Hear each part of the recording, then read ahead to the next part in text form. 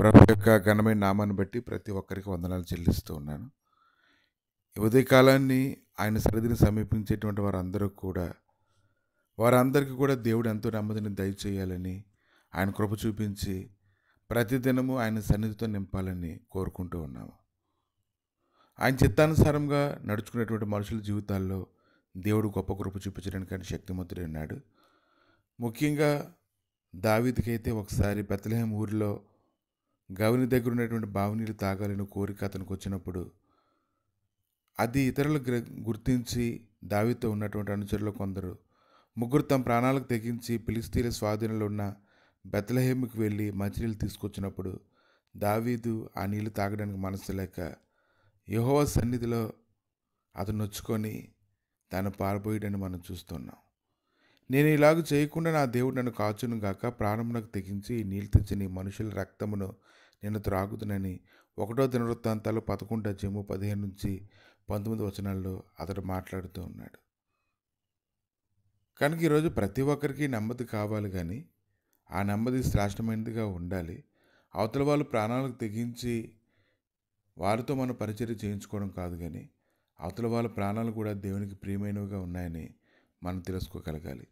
కానీ పరిశుద్ధ గ్రంథంలో ఎంతోమంది ప్రాణాలకు తెగించి పరిచర్య చేసేటువంటి వాళ్ళకి సమస్త విషయములలోనూ సమకూర్చేటువంటి వారిని మనం చూస్తున్నాము.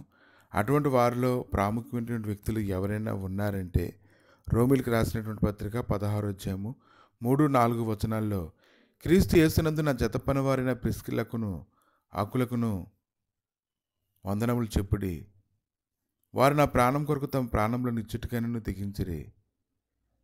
నేను మాత్రం కాదు, అన్ని జనుల్లోని సంఘంలో వారందరూ వీరికి కృతజ్ఞులై ఉన్నారు. ఎందుకంటే అకుల ప్రిస్కిల్ అనేటువంటి వారు ఎంతగానో పరిచర్య చేసేటువంటి వారికి ఆదరించారు, ఎంతోమందిని వారు బలపరిచారు. పౌలు కొరింథీకి చేరుకున్నప్పుడు అకుల ప్రిస్కిల్లాలు కూడా అతను పిలిపించి అతను బలపరచడానికి చూస్తూ ఉన్నాము. వారు ఏ వృత్తిని స్వీకరించారంటే డేరాలు కుట్టేటువంటి వృత్తి వారు స్వీకరించారు. చాలా గట్టిగా ఉండేటువంటి బట్టలను తీసుకొని డేరాలు కుట్టేటువంటి విషయంలో వారెంతో ప్రావీణ్యత సంపాదించగలిగారని చెప్పాలి. అందరికీ కూడా వారు ఉపయోగపడేలాగా అన్ని విషయాల్లో కూడా ఆదరించేటువంటి వారుగా ఉన్నారు. కనుక అపోస్తలుల పౌలు అయితే వారి గురించి గొప్పగా మాట్లాడుతూ ఉన్నారు.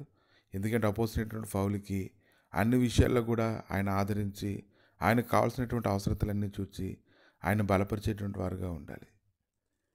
వారైతే ఆ యొక్క డేరాలు కుడుతూ ఉన్నప్పుడు ఎవరికి భారంగా ఉండకూడదని వారు ప్రయాసపడుతూ ఉండేవారు.